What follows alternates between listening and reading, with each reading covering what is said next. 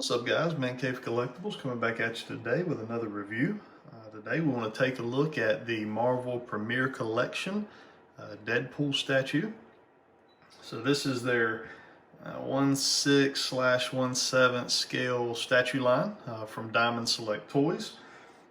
So next in line for our channel here today is going to be the Deadpool statue. So let's jump right into taking a look at his box. So I found it easier just to take pictures of the box, which I'll throw those up. I'll throw up the front and back here.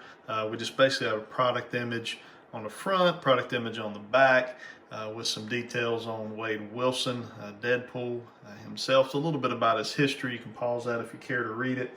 As far as statues, sometimes I feel like the boxes aren't as important as with action figures, because you typically are never gonna, be an in-box collector for statues. So, with action figures, you got a lot of folks like to leave them in their packaging, so that packaging is a little more important. Love to hear your feedback. Do you guys care about the box at all on statues? Would love to know your thoughts there. So there's our box. As far as moving on to the statue itself, we have him here in front of us. Let's talk a little bit about the history of this guy. So Wade Wilson, better known as Deadpool, first appeared in New Mutants number 98 from February 1991. He was created by Rob Liefeld. He is what I would consider a newer character in the Marvel Universe, being that he doesn't have the history that, a lot of the X-Men and Fantastic Four and the Avengers have. He was a 90s creation.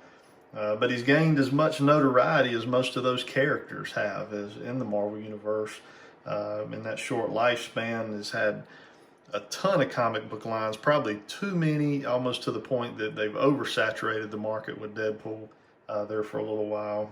Movies, I think at one point he had the highest grossing rated R movie in the history of movies. I think Joker may have surpassed that. And then obviously a ton of collectibles, from action figures to statues, Funko Pops. I mean, he's any comic book line with any company has a Deadpool figure. So we've really had almost an oversaturation of this guy. So, he really connected with my generation. If you grew up in the 90s, we really kind of fell in love with his character. We first saw him on the issue of 98. The front cover was the first time he appeared. And as you scroll on into the book, about midway through the book, you see that he's introduced, him and Cable are introduced for the first time, and that kind of leads into a skirmish. Now, a neat aspect of this book, he's ended up fighting the New Mutants, who Domino was also part of the New Mutants at that time. And that is relevant because this statue actually has a lot to do with Cable and Domino. So we'll get into that a little bit further into the review here when we talk about design. As far as Deadpool's powers, you're looking at superhuman agility. He's got a healing factor much like Wolverine's. And it's not really a superpower, but the guy's just certifiable. He is a very crazy, kind of out of his mind talking,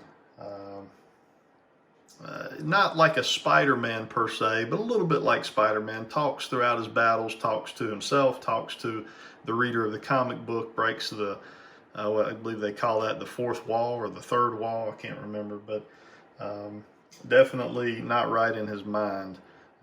And as we were talking, even most recently, he's even gotten his position in Fortnite. I've been playing a lot of Fortnite, and he is one of the Battle Pass characters that I was able to unlock, which is pretty cool. So, the guy's everywhere. He's a very popular character. So let's move on to really why you guys are here, and that is to look at this statue and the design of the statue. So we'll start with design first off. So when we're looking at the design of Deadpool, they have him standing almost in a Captain Morgan style pose here with, his leg up on a rock.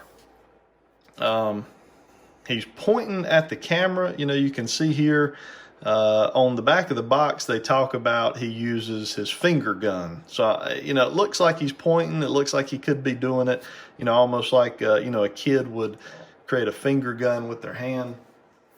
So that's kind of the design they went for. Me personally, I would have loved to seen, Deadpool's Mark 19 Desert Eagle in his hand versus doing a finger gun. I think that would have added a lot to the detail of the statue, or just some type of gun in general, rather than the finger gun, but that's the way they ended up going with it.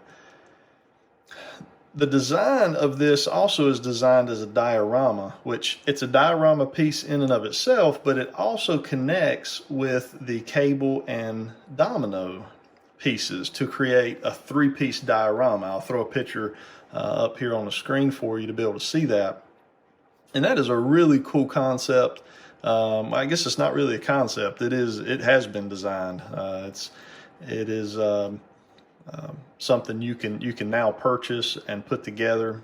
It may be something I work toward over time as I'm collecting these statues. So we can see that those connect. Now, as far as the rock formation here that we have, it's got a real nice kind of a white gray wash to it. It's got some details here in, it's got some cracking and just some details on the rocks itself, a lot of nice paint details. We've also got, I'm not really sure what this piece here is. It has some almost like tread/tracks, like it would be something that was movable or moving at one point, or maybe it still can move. If you know what those are, let me know. Throw that in the comments. I don't know what it is. I mean, it could be anywhere from a jetpack to to a small, like almost like a drone/tank. That could move around on these tracks. So if you know what it is, let me know. I'd love to know.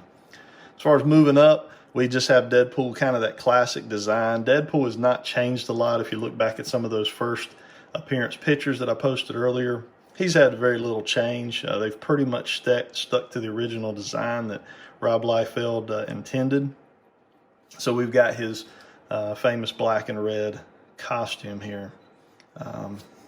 Very nice. Got all the pouches. That was something Rob was real big for back in the 90s when he was designing characters. Moving on around, we've got his famous Deadpool logo there, right in the center of his sheaths for his swords. He's kind of got this sword sitting on his shoulder. It's kind of a cocky stance that he's doing. You would imagine that he's either getting ready to go into battle with someone, or he just got finished up with battle. And, he's got his sword kind of sitting on his shoulder there, sculpted very nice. And then he's kind of doing the people's eyebrow here with this other eye, with his left eye. And then again, we're seeing that finger gun that they described there on the box. Now, as far as the paint on this guy, the paint is done fantastic.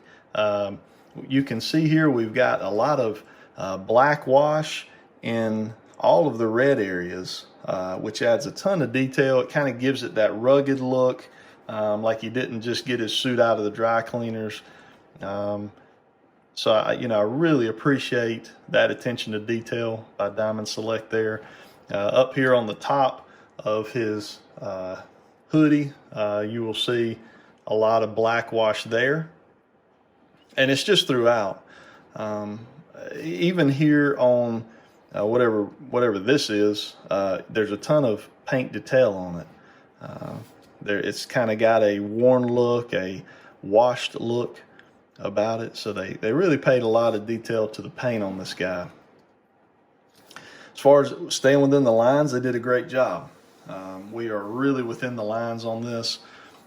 Pretty much everywhere. There's not many places I can complain about as far as paint bleed from black into red or red into black. The silver areas here, kind of up around, I guess what we call as gauntlets, that's painted very well. The metal area here on these has a wash to them, looks really nice. So I am really happy with this statue. Now, again, my only complaint would just be we should have put a gun or a weapon in this hand. I really think that would have added a ton to the sculpt. And we'll look at another Deadpool statue, a Bowen Design, that I think was done a little better. It is a better statue overall, but I think this one could have really been a contender for that had they done a little something different with the hand here. Let's go ahead and take a look at just size comparison on this guy and wrap up our video. All right, guys, so we've got a comparison statue. We're going to compare Deadpool to Deadpool. So over on this side, we have the Bowen Design Deadpool statue, which in my opinion is one of the best 1/6/1/7 scale statues. And we have our Marvel Premier statue. So one thing we can tell right off the bat here is that this is slightly scaled bigger, the Bowen Design one. Even though, yeah, I know he is raised up, but I'm not taking that into account. I'm just taking into account the bodies themselves. And it's very evident that he is just bigger. He's bulkier, he's broader. His legs are a little bit longer and bulky. He's just a bigger statue. And to be honest, he looks better.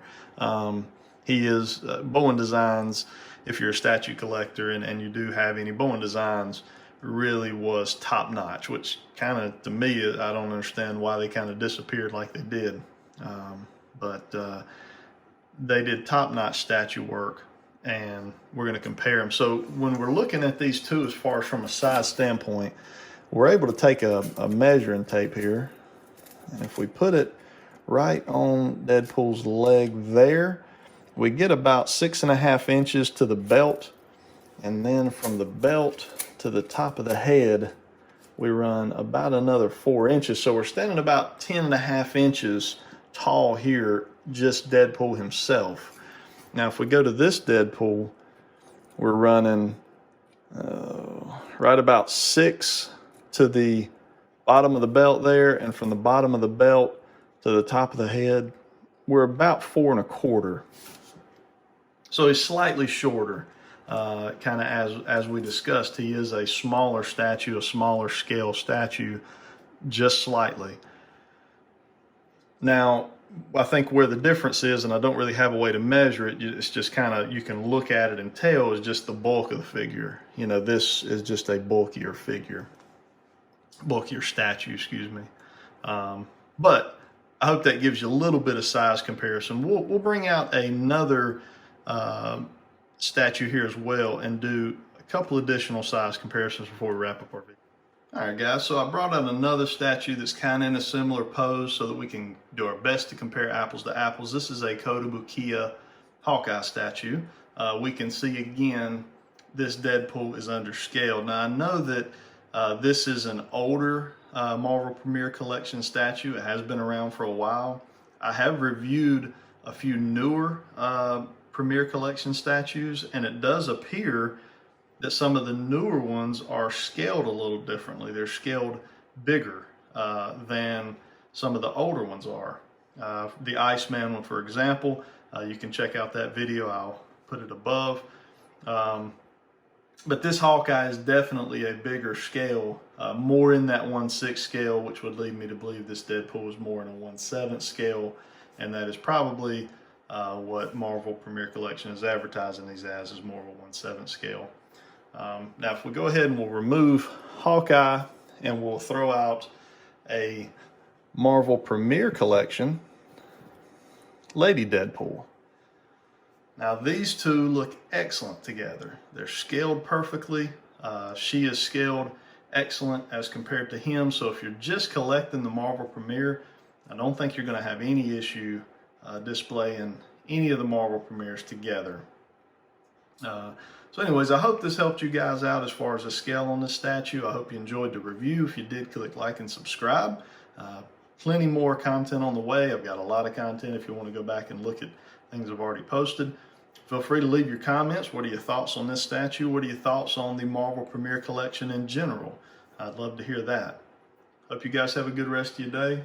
Till next time.